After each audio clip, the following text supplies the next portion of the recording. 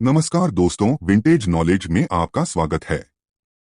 आज हम एक अद्वितीय यात्रा पर निकलेंगे जहां हम भगवान श्री राम और रामायण के गुप्त रहस्यों की खोज करेंगे। यह सफर हमें रामायण के अदृश्य पहलुओं और रहस्यों के साथ मिलाएगा जो हमारे सामान्य ज्ञान से परे हैं। आज हम आपको रामायण के बारे में अनसुनी बातें बताएंगे। एक, नासा रामायण और एडम ब्रिज की कहानी को जोड़ता है। कहानी के अंतिम चरण में राम और लक्ष्मण ने सभी बंदरों के रूप में देवताओं की सेना की मदद से लंका के संबंध में एक पुल का निर्माण किया जहां उनकी प्यारी पत्नी थी सीता का अपहरण कर उन्हें बंधक बना लिया गया।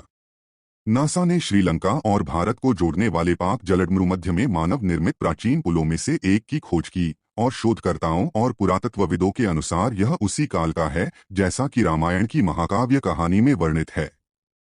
वर्तमान में नासा की अंतरिक्ष छवियों द्वारा ली गई तस्वीरों में इसे एडम ब्रिज कहा जाता है, जो लगभग 30 किलोमीटर लंबे शोलों की श्रृंखलाओं से बना है।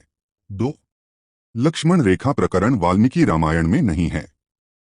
संपूर्ण रामायण कथा का सबसे दिलचस्प प्रसंग लक्ष्मण रेखा है, जिसमें लक्ष्मण जंगल में उनकी कुटिया के चारों ओर एक रेखा खींचते हैं। जब सीता रक्षा के लिए वह कुटिया के चारों ओर एक रेखा खींच देता है जिसके माध्यम से कोई भी अंदर प्रवेश नहीं कर सकता है। यदि कोई प्रवेश करता है तो वे जलकर राख हो जाते हैं और सीता से अनुरोध करते हैं कि जब तक वह और राम वापस नहीं आ जाते तब तक वह वहां से बाहर न निकलें। इस प्रकरण का अज्ञात तथ्य यह है कि यह कहानी वाल्मीकि के रामायण या रामचरितमानस के संस्करण का हिस्सा नहीं है। लेकिन रामचरितमानस के लंका कांड संस्करण में इसका उल्लेख रावण की पत्नी मंदोदरी द्वारा किया गया है, जब वह अपनी ताकत का घमंड करता था और उसकी पत्नी उसे बताती थी कि वह लक्ष्मण द्वारा खींची गई रेखा को भी पार नहीं कर सकता है। 3. इंद्र के ईर्ष्यालु होने के कारण सो गया कुंभकर्ण। रामायण की एक और दिलचस्प कहानी है कुंभकर्ण का शक्तिशाली नींद में सो जाना। रावण का भाई कुंभकर्ण सबसे विशाल आकार का था और उसे इतनी भूख थी जितनी किसी को कभी नहीं लगी होगी। हालांकि वह एक राक्षस था, फिर भी उसे एक अच्छे चरित्र वाला माना जाता था। यह ज्ञात है कि कुंभकर्ण लगातार 6 महीने तक सोता था और फिर से खाने के लिए केवल एक दिन के लिए उठता था। लेकिन सच तो यह है कि वह हमेशा से ऐसे नहीं थे। यज्ञ करते समय ब्रह्मा उसके सामने प्रकट हुए और वरदान देने वाले थे। इंद्र इससे ईर्ष्या करते थे और डरते थे, इसलिए उन्होंने देवी सरस्वती से उनकी जीभ पकड़ने का अनुरोध किया और कुंभकर्ण ने इंद्रासन के बजाय निद्रासन मांगा। हम में से अधिकांश लोग कहानी के इस भाग को नहीं जानते हैं और जब कुंभकर्ण राम से युद्ध करने के विरुद्ध था और उसने रावण को सलाह दी थी कि यह गलत है। हालांकि उसने अपने भाई की आज्ञा का पालन करने के लिए युद्ध किया और युद्ध में राम के हाथों मारा गया। 4. लक्ष्मण को गुड़ाकेश के नाम से भी जाना जाता है। ऐसा माना जाता है कि लक्ष्मण अपने भाई और भाभी की रक्षा के लिए 14 साल के वनवास की पूरी अवधि तक सोए नहीं थे।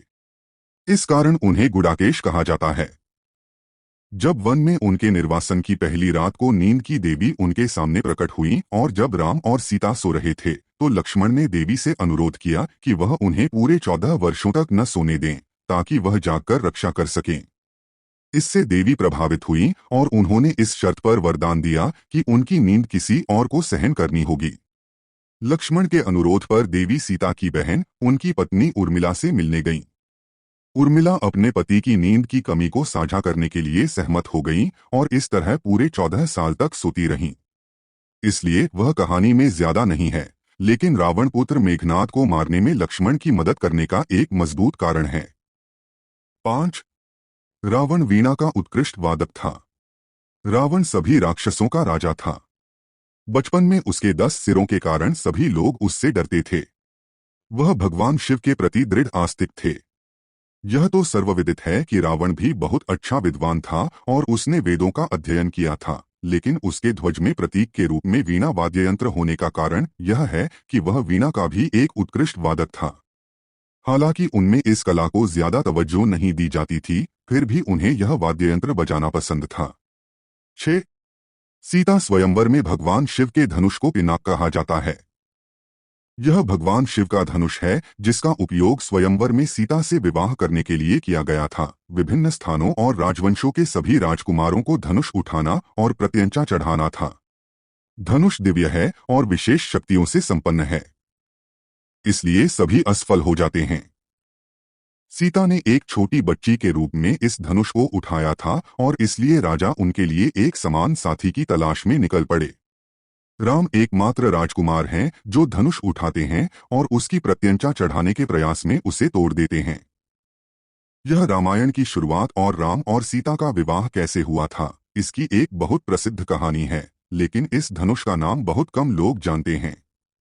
इन भाइयों के प्रत्येक धनुष का एक नाम है क्योंकि उनके पास भगवान द्वारा आशीर्वादित विशेष शक्तियां हैं, और भगवान शिव के धनुष को पिनाक कहा जाता है क्योंकि भगवान एक धनुर्धर हैं। यह सभी रहस्यमय और अद्वितीय विषयों पर हम विस्तार से चर्चा करेंगे और इसे प्रमाणित स्रोतों से समर्थन करेंगे ताकि हमारे दर्शकों को पूर्ण और विश्वसनीय जानकारी मिले। आपको यह वीडियो पसंद आए तो लाइक करें, कमेंट करें और हमारे चैनल को सब्सक्राइब करना न भूलें। धन्यवाद।